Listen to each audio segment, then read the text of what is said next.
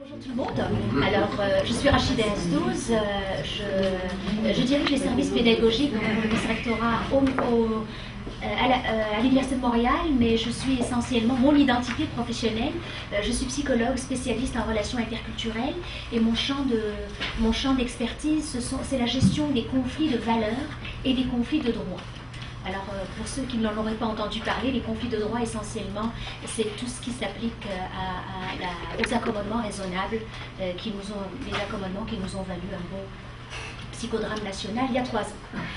Et donc, nous sommes quand même sortis indemnes, avec tous nos cheveux, du moins.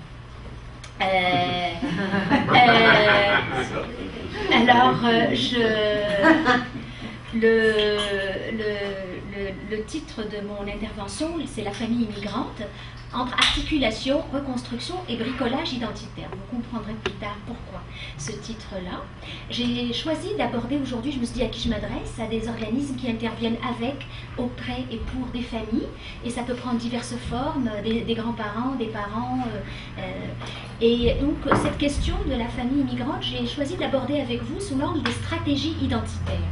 Alors les stratégies identitaires, ce sont des opérations, conscientes ou inconscientes,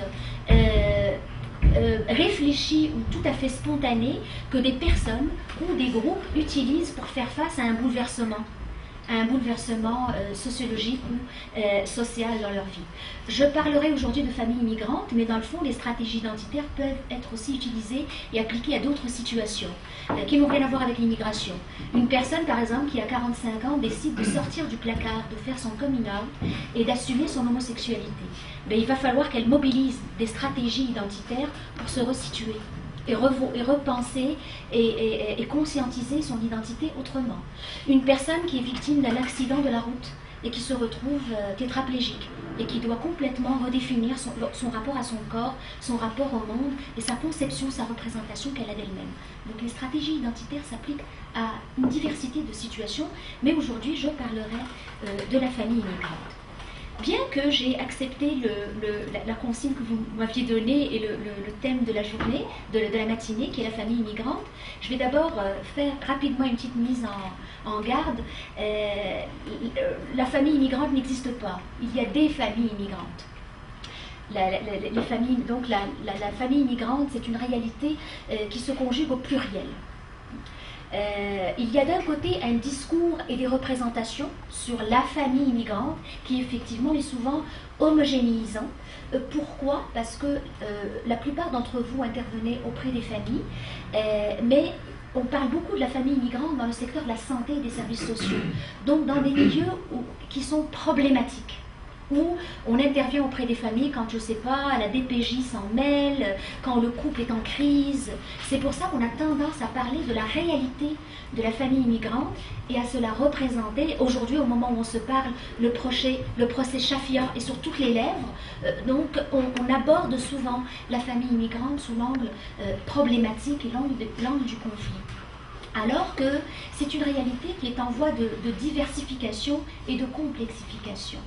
La famille immigrante ou les familles immigrantes qui perdent un statut social en arrivant ici, Guillaume en parlait tout à l'heure, peuvent avoir des fois des agissements ou des comportements qui donnent l'impression qu'ils sont totalement en perte de repère, qu'ils ne connaissent absolument pas la réalité occidentale, alors que peut-être dans le pays d'origine, ils faisaient partie de la classe moyenne, ils envoyaient leurs enfants dans une école privée, très occidentalisée, mais leur statut social étant fragilisé ici, ils peuvent des fois se replier derrière des modes de fonctionnement beaucoup plus conservateurs et traditionnels que lorsqu'ils étaient dans le pays d'origine. Donc ça va pour la petite mise en contexte, disons, plutôt qu'une mise en garde. Donc on parle de réalité au pluriel.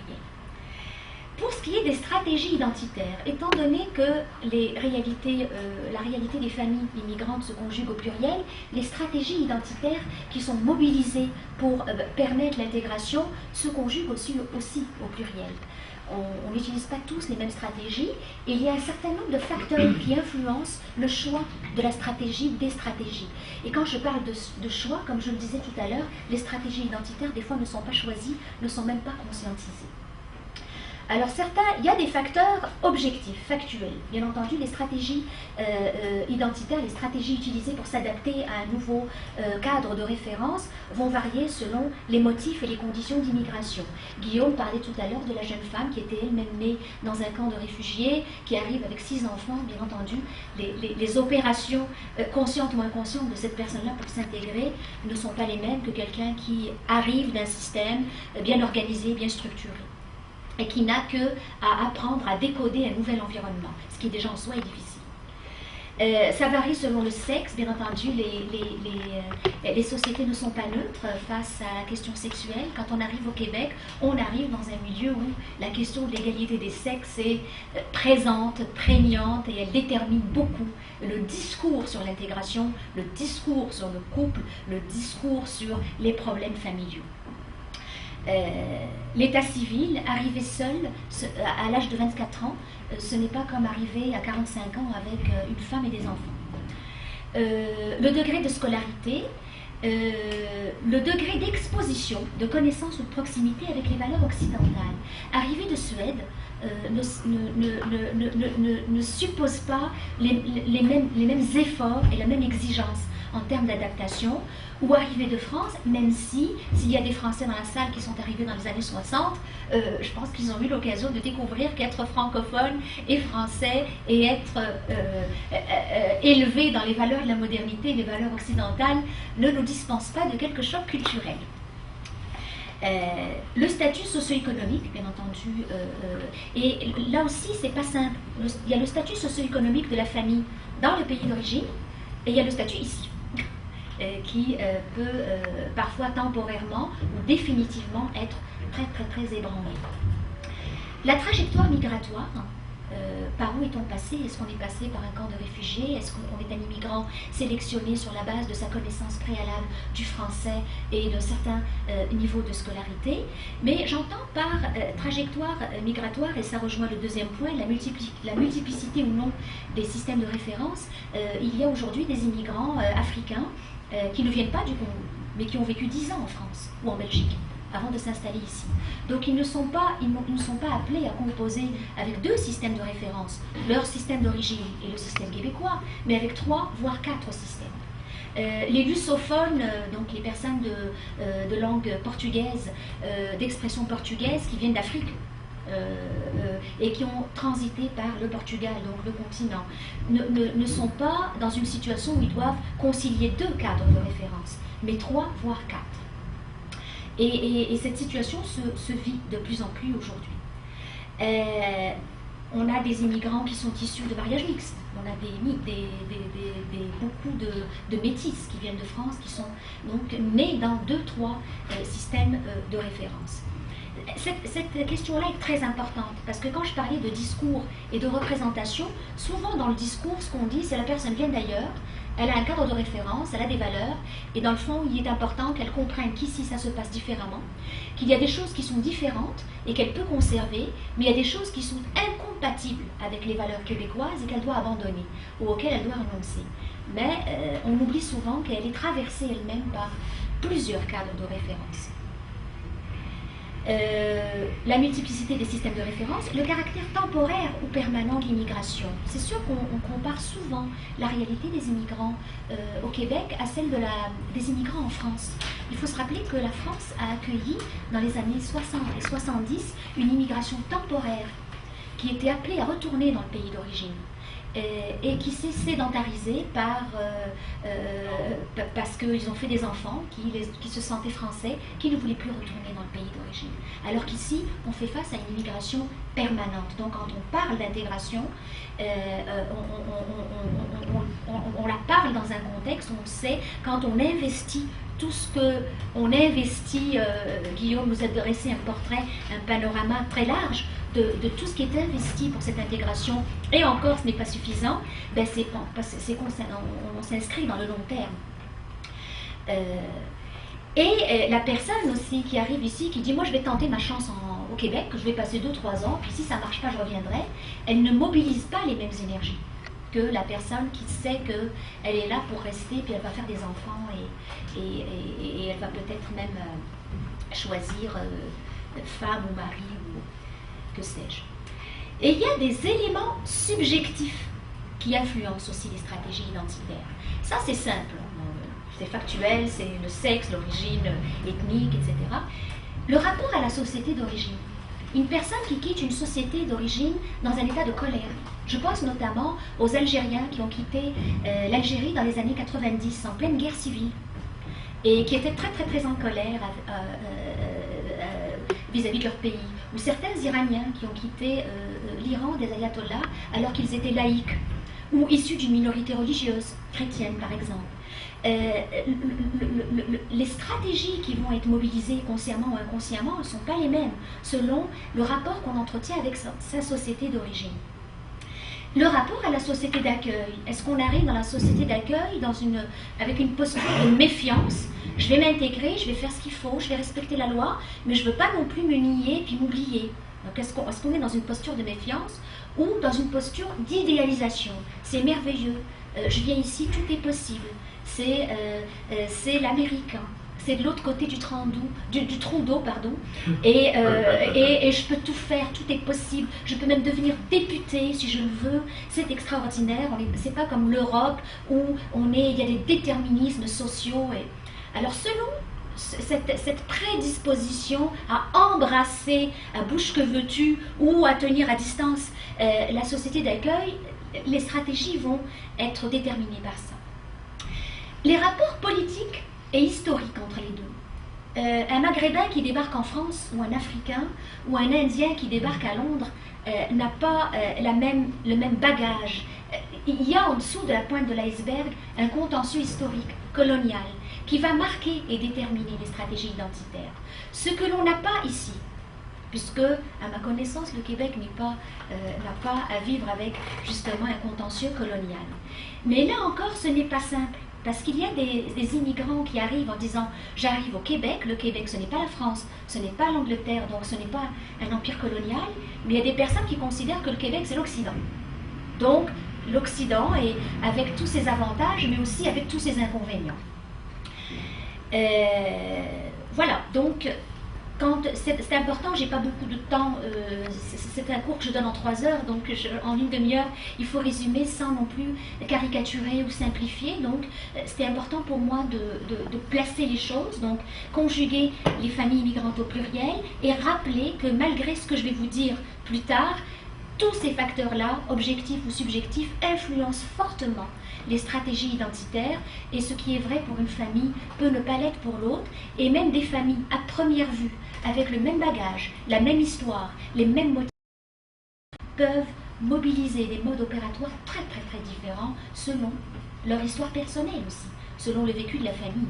Un couple qui arrive ici et qui est uni, et qui a pensé et structuré ensemble son projet migratoire, c'est pas comme un couple qui battait de l'aile dans le pays d'origine et qui vient ici pour donner une deuxième chance à son couple. Les stratégies identitaires ne seront pas les mêmes. Un couple qui fuit le poids de la famille, les chicanes entre les belles familles dans le pays d'origine. Parce que tout ça se retrouve chez nous. C'est fascinant d'entendre les histoires des gens. Pourquoi vous avez immigré?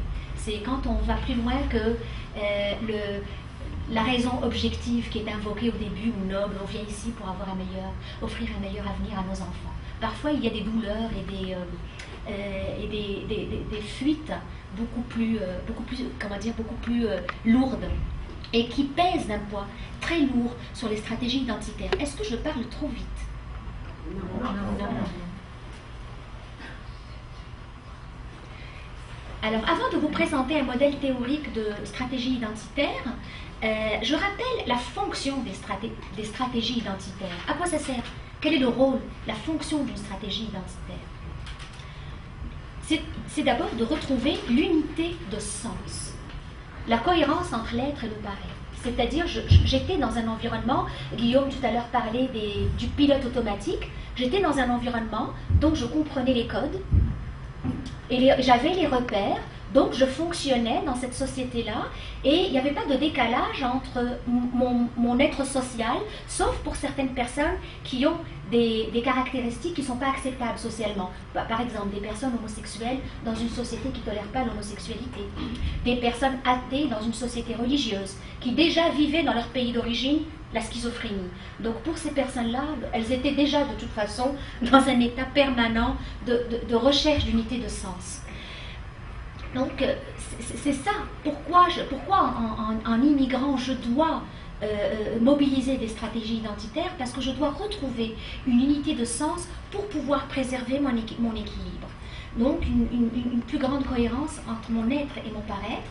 Et je vais y aller dans des exemples, parfois de l'ordre de la caricature, mais juste pour que ce soit très parlant. Si dans ma société d'origine, quand mon enfant ne voulait pas aller dormir le soir, je lui disais va dormir mon petit chéri, et qu'à un moment donné il ne m'écoute pas et que je lui dis va dormir, j'ai pas perdu mon unité de sens en faisant ça. Je sais que socialement, c'est accepté, que mon enfant ne sera pas nécessairement traumatisé parce que je ne suis pas en train de défendre le châtiment corporel. Pas du tout. Je suis juste en train de dire qu'un comportement qui peut être pathologique dans un contexte peut être tout à fait acceptable et tolérable dans un autre. Mais je ne valorise pas le recours au châtiment corporel. Entendu? Parce que je ne veux pas me faire ramasser par la police ensuite. Sauf que je n'ai pas d'enfant. Il y a juste mon chum qui pourrait se plaindre, mais comme c'est un adulte, quand il y a consentement, il n'y a pas de problème.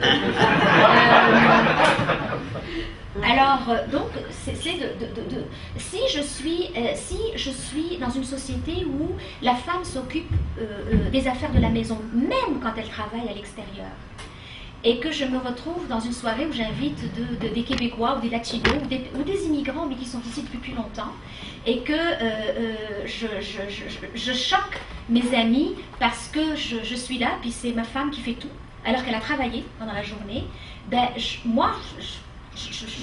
je suis dans une unité de sens parce que je viens d'un pays où de toute façon il y a des domestiques pas chers qui font tout ça, donc on travaille tous les deux. Puis le soir, il y a toujours une domestique qui fait les travaux, qui fait le travail à la maison, où c'est normal que ma femme fasse aussi le souper. Mais ici, je passe pour un gros sans-cœur, pour un taliban qui alors, et donc je ne suis pas mon attitude, mon comportement ne fait pas sens. Donc voilà pourquoi il est important de trouver des stratégies pour ne pas avoir l'air pathologique, pour que mon paraître n'ait pas l'air complètement en décalage avec mon être. La culture fournit des repères pour concilier des besoins pragmatiques et des besoins ontologiques. Je vais traduire en français. Carmen Camilleri, qui est un des grands penseurs de l'interculturalité en France, a abordé la question des stratégies identitaires en disant que la culture, toute culture, porte en elle des mécanismes qui permettent de concilier les deux, l'être et le paraître, le moi. Donc mon moi idéal et mon moi social. Donc la culture, en principe, contient et comporte en elle-même tout ce qu'il faut pour préserver l'unité de sens. Mais quand on est en situation d'immigration, on n'est pas dans une culture uniforme, donc il faut reconstruire cette unité de sens. Le choc culturel bouscule ses repères, ça c'est une évidence. Et donc on doit, dans une stratégie identitaire, ce qu'on vise idéalement, minimalement, c'est de ne pas avoir l'air trop fou en société, en fait. Et de ne pas être trop malheureux et trop en décalage et de toujours être obligé de ramener son moi, son être et son paraître et de les raccrocher.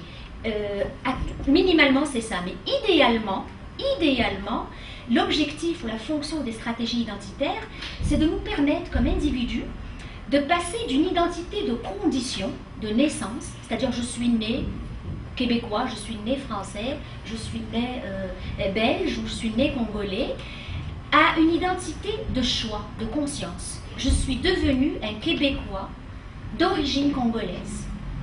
Et j'ai fait un travail sur moi et sur ma famille pour pouvoir me réapproprier cette identité qui était une identité qui m'a été imposée finalement, une identité de condition. à une identité de choix ou de conscience. Là, on est dans l'idéal. C'est-à-dire que la personne qui, dans 10 ans, va vous dire, moi, je compose très bien, je concilie très bien tout ça, je m'assume tout à fait comme québécois d'origine autre, je n'ai pas l'impression que mes identités sont en conflit, au contraire, elles sont très bien articulées, puis elles sont conciliées, et tout ce qui, dans ma culture d'origine, rendait mon intégration impossible, ou faisait que j'étais dans des situations d'incompatibilité, ben, j'y ai renoncé tranquillement, sans y être forcée et sans qu'un projet de loi ne m'y oblige. Là, on est dans l'idéal, mais vous savez comme moi que l'idéal n'est pas de ce monde. Donc, c'est la reconstruction identitaire, c'est l'idéal, dans le fond, c'est de se réapproprier par un travail de négociation entre moi et moi, entre ma culture d'origine et ma culture d'accueil, entre mon groupe d'appartenance qui des fois me tire, le groupe, le ghetto, ou ma famille dans le pays d'origine, et mes choix personnels, et un travail d'acquisition et de renoncement. J'acquiers et je renonce. J'acquiers la possibilité de ne pas être obligée, par exemple, de pratiquer une religion, mais je renonce à certaines pratiques culturelles ou éducatives inspirées par la religion qui ne sont pas compatibles avec une société laïque. La distinction entre les trois cas de figure, le bricolage, la reconstruction et l'articulation, le bricolage, le cas typique, ce sont les jeunes filles françaises dans les années 80, les beurettes de deuxième génération. Les beurettes, ce sont les Arabes de deuxième génération dont les parents sont nés en France et qui, pour pouvoir concilier les exigences parentales qui des fois étaient très très dures, très contraignantes, respect de la religion, refus par exemple de fréquenter des personnes de l'autre sexe, elles avaient une double vie tout simplement. Donc il y avait une vie à la maison, elles étaient des petites filles obéissantes, et une vie à l'extérieur où elles pouvaient se maquiller. J'ai assisté souvent à des scènes pareilles en France où je voyais des jeunes filles qui se démaquillaient dans le métro parce qu'elles arrivaient devant la maison et la jupe courte prenait le bord et dans le sac il y avait une jupe plus longue. Donc là on est dans le bricolage identitaire. Je me bricole un comportement, des stratégies qui me permettent de n'être rejetée ni par un camp ni par l'autre. Continuer à être acceptée dans ma famille, mais en même temps ne pas être rejetée et marginalisée et isolée dans le groupe. Ça, c'est le bricolage. L'articulation, c'est vraiment un travail conscient où je dis, bon ben, j'articule, c'est-à-dire j'essaie de concilier les deux. Et ça peut se traduire par, il y a une vie à la maison où je fais des choses, et il y a des choses que je ne fais pas à l'extérieur parce qu'elles sont choquantes, et je n'ai pas à imposer. Un couple, par exemple, qui décide de rester dans un modèle très traditionnel, c'est son droit le plus strict. La loi interdit la discrimination sexuelle. Okay? Elle interdit à un mari de battre sa femme. Mais si cette femme a envie de continuer à faire la cuisine le soir, ça la regarde. On ne peut quand même pas entrer dans les chambres à coucher et compter le nombre de baisers donnés par l'un et l'autre pour être sûr qu'on est dans la parité. Là, c'est de la dictature.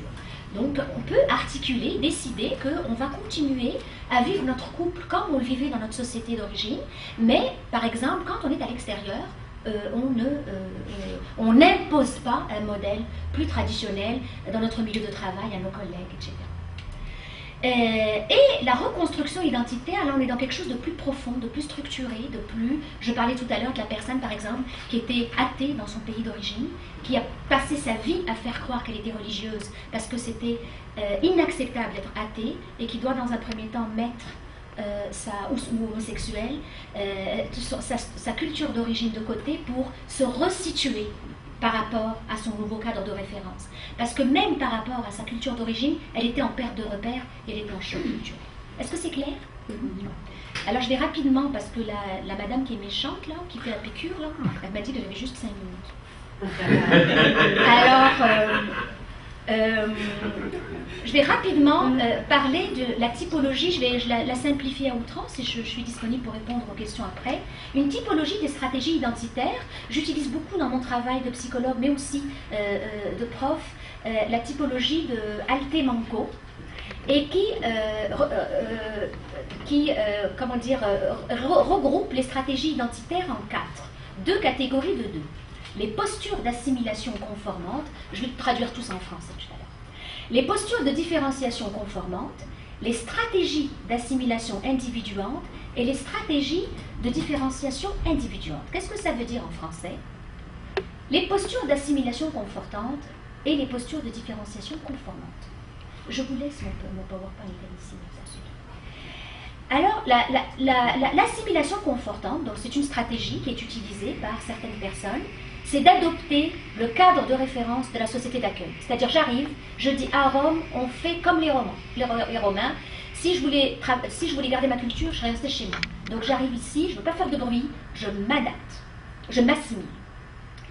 Ça valorise la fonction pragmatique, d'accord? Puisque tout à l'heure je vous disais que Camilleri parlait de deux façons d'aborder l'intégration, c'est-à-dire moi je suis pragmatique. Je vais être pratique, concret, et il y a ceux qui disent non, moi je vais être philosophique dans ma façon de m'intégrer, je veux quand même pas perdre mon âme, mes origines, ma mémoire. Là c'est pragmatique. Pour fonctionner, je vais me débarrasser de tout ce qui peut être trop différent de la société d'accueil. Ça repose souvent sur l'idéalisation de la structure d'accueil. Donc, de toute façon, c'est tellement merveilleux, je suis en démocratie, tout est possible, pourquoi m'embarrasser de mes boulets traditionnels? Mais ça peut aussi des fois être dû au fait qu'on fait un constat d'incompatibilité. On dit, je ne peux pas concilier les deux, c'est tellement incompatible que le plus simple, le plus fonctionnel pour moi, c'est de renoncer à ma culture d'origine. C'est une stratégie qui est davantage utilisée par des individus. Quelqu'un qui arrive tout seul, par exemple. Ou quelqu'un qui est né ici avec des parents qui sont très conservateurs et qui dit, moi, si je suis ma famille, je vais rester immigrant toute ma vie. Donc moi, comme individu, comme enfant, c'est ça que je vais faire. Donc c'est des stratégies plus individuelles que de groupe. C'est souvent soit par colère envers le pays d'origine, parce qu'on a un contentieux avec le pays d'origine, et dans ce cas-là, c'est un peu, il y a un effet pervers à cette stratégie-là, c'est qu'on idéalise tellement le pays d'accueil que si on n'y est pas bien accueilli, si on n'a pas le travail qu'on souhaiterait avoir, on se replie puis on dit, ben, finalement je les ai tellement aimés que j'ai épousé leurs valeurs, mais comme je n'ai pas le travail que je veux, je ne suis pas devenu ingénieur, je suis chauffeur de taxi, donc là je me replie et je les déteste, parce qu'ils n'ont pas rempli leur part du marché. Ou ça peut être vraiment par choix, et c'est assumé, et c'est parce qu'on dit, ben, ce cadre de référence m'offre toutes les conditions dont j'ai besoin moi comme individu pour m'épanouir. Et là c'est vraiment choisi. Donc ce que je cherche à dire, c'est qu'aucune stratégie n'est bonne ou mauvaise en soi. Elle est adéquate ou inadéquate si elle repose plus sur une colère et sur un dépit que sur un véritable choix. La différenciation, je ne vous ai pas perdu? La différenciation conformante maintenant, c'est tout à fait l'inverse. J'adopte le cadre de la société d'origine. Je me dis ici, mes enfants vont apprendre le français à l'école, ils vont tout apprendre, ils vont vivre dans une société très différente. Alors moi, ma job comme parent, comme famille, c'est de m'assurer d'être le gardien du temple, que la mémoire soit préservée. D'accord? Alors je vais parler la langue d'origine à la maison, je vais souligner toutes les fêtes, je laisse l'école s'occuper et la société s'occuper de leur intégration sociale, et moi je préserve la mémoire. Ça valorise la fonction ontologique, c'est-à-dire l'être. Okay? Et ça vise, parfois ça repose sur une idéalisation de la culture d'origine. Par exemple, je ne veux pas que mes enfants ici ne respectent pas les vieux, parce qu'ici on ne respecte pas les vieux. Ce qui est faux, comme constat, mais on a la conviction profonde qu'ici on ne respecte pas les vieux, donc on garde de la culture d'origine ce qui nous paraît idéal. C'est une stratégie qui est davantage une stratégie de groupe. C'est une affirmation identitaire en réaction à l'exclusion. Donc soit parce qu'on dit, ben, puisque c'est comme ça, moi je tiens mon bout, ou par peur de déculturation. C'est-à-dire on a tellement peur que nos enfants perdent la mémoire et sont en rupture de lien que on survalorise la culture d'origine à la maison. Le risque, autant le risque, il y a des dérives et des risques partout, l'effet pervers, c'est qu'il y ait une dérive revendicative et communautariste. Mais là encore, ce n'est pas négatif en soi, c'est négatif comme stratégie si ça s'accompagne d'un discours hostile et d'une attitude hostile envers la société d'accueil. Mais il n'y a rien de mal à parler la langue à la maison. Dans la mesure où il n'y a rien de mal à dire on aimerait ça que tu vous vois tes grands-parents. Mais c'est négatif quand on dit je ne veux pas que tu deviennes comme les Québécois qui tutoient tout le monde et qui ne sont pas polis et qui respectent personne et qui jettent leurs grands-parents dans des centres, dans des CHSLD. Là c'est négatif, ok? Parce que c'est une hostilité puis une dévalorisation de la culture d'accueil. Maintenant, l'autre catégorie de stratégie, je vais utiliser mes 2 minutes, parce que vous me déstabilisez, vous ne leur faites pas. Je vais utiliser la minute qui me reste.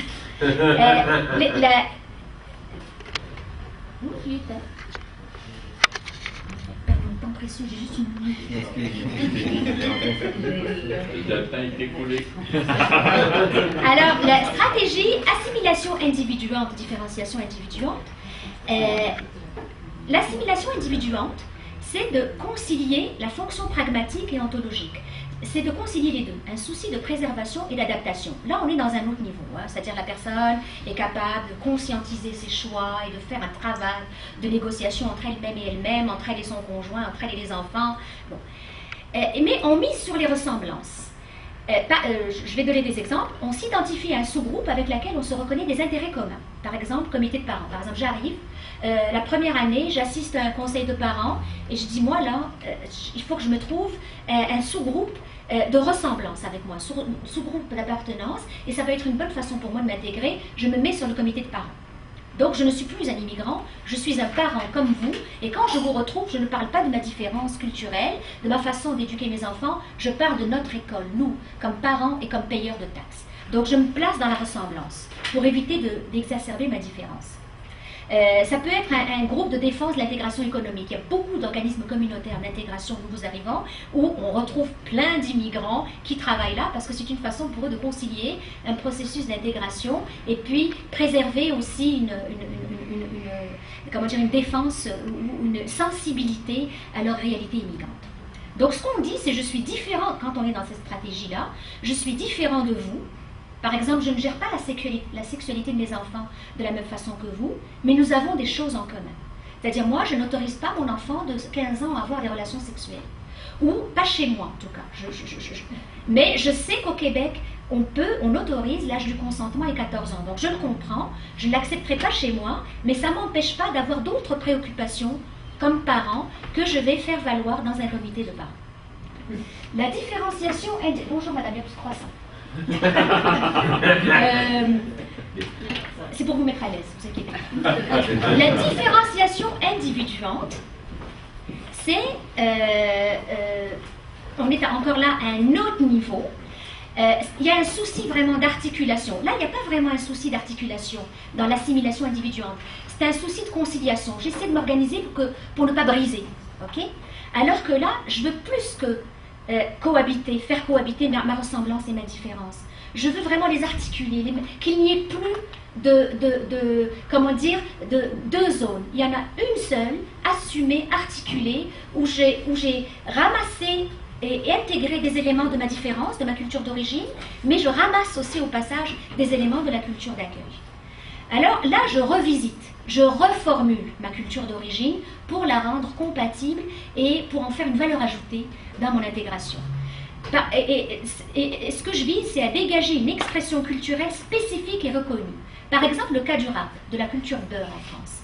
D'accord ? Là, je suis vraiment en train de dire, ma différence, elle est tellement pas incompatible avec la société d'accueil qu'elle peut donner lieu à une culture métissée, elle peut revisiter et même colorer la culture d'accueil sans la diluer et sans la dénaturer. La grande peur, effectivement, du Québec légitime que trop de métissage ne finisse par diluer le fait français et lui faire perdre sa couleur.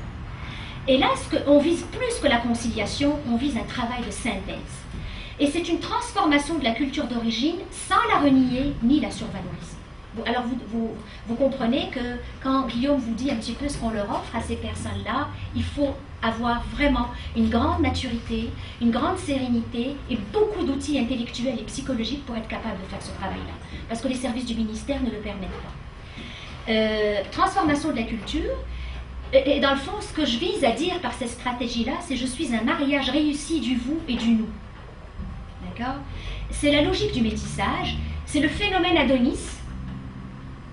Vous savez, Adonis, le fameux grand magasin à Montréal, je suis désolée pour les gens de Québec, qui a commencé par être une petite épicerie libanaise où on ne vendait que des produits libanais et qui est devenue une grande surface, genre IGA, où on trouve tout, incluant des produits libanais. c'est le phénomène du Petit Alep, un petit restaurant syrien fréquenté par des Syriens de première génération près du marché Jean Talon, dont les enfants ont développé une extension à côté où on fait le petit sandwich qui est un mélange entre la nourriture santé et on voit les vieux à côté qui fréquentent le restaurant des parents et les jeunes qui fréquentent, beaucoup de Québécois de souche qui fréquentent le petit restaurant. C'est Dany Laferrière qui est en même temps le porte-voix d'une certaine francophonie quand il remporte un prix en France, un prix littéraire en tant que Québécois, mais qui est en même temps notre bonne conscience, notre mauvaise conscience quand on devient solidaire du drame haïtien. Et les deux ne sont pas incompatibles. C'est le syndrome Rachid Badouri, qui emprunte tous les accents, qui est de Laval ou Longueuil? Laval, hein, je pense. Laval, je pense qu'il fait plus Laval. Laval. Alors, et donc, qui est des deux, qui a revisité sa culture d'origine, qui a revisité sa culture de naissance ou d'appartenance pour en faire quelque chose d'unique. Et c'est la fin. Pas du monde, mais de ma présentation. Alors juste pour finir, j'ai essayé de dire rapidement quelque chose quand même de très complexe en essayant de le vulgariser et de le simplifier, parce que je sais que vous êtes très intelligent. Mais ce qui est important de retenir là-dedans, c'est qu'il n'y a pas de bonne ou de mauvaise stratégie. Il y a des stratégies qui sont adéquates ou inadéquates en fonction du contexte et que quand vous intervenez auprès des familles, à quoi ça sert ma présentation? C'est peut-être de vous aider à vous situer. La personne qui est devant moi, quelle est sa stratégie? Et si vous intervenez auprès des familles en difficulté, si le fils est dans la stratégie assimilation conformante et que le parent il est dans différenciation conformante, attention, péril dans la demeure, il y a risque de fragmentation et il y a risque de conflit familial et de conflit de valeurs important. D'accord? Donc, c'est un élément de décodage. L'idée, c'est de vous permettre de décoder la personne qui est devant vous et de décoder sa stratégie adéquatement. Ça vous permet de prévenir et parfois des drames familiaux. Je vous remercie beaucoup de votre attention.